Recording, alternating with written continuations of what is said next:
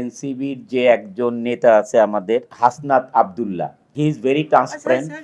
কাজ ভালো লাগে, সৎ পথে থেকেও তো নেতৃত্ব দেওয়া যায়। আসলে দেশ ত্যাগ করতে সেই বাধ্য হবে, আমরা তো ওরকম পলিটিক্স করি নাই রে ভাই।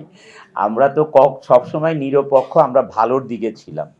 তা আমরা কখনোই ওই ধরনের পলিটিক্স, যদি কোনো না কোনো দল সাথে তো অংশগ্রহণ করেই পলিটিক্স করতে হয়।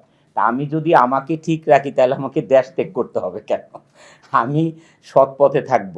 আমরা তো এই যে এখন দেখি এনসিবির যে একজন নেতা আছে আমাদের, এই হাসনাত আব্দুল্লাহ, ও তো একদম সরাসরি যেই কথাগুলো বলে এগুলো তো আপনাদের সবার সামনে আসে, যে কেউ চাঁদা তুলতে পারবা না, কেউ এটা করতে পারবা না, একদম সামনাসামনি বলে। এই যে সৎ পথে থেকেও তো নেতৃত্ব দেওয়া যায়।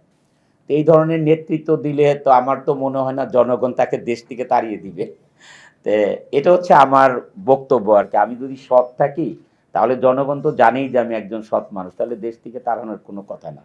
আমি তার কাজ কাম ভালো লাগে, কারণ আমি হি ইজ ভেরি ট্রান্সপারেন্ট।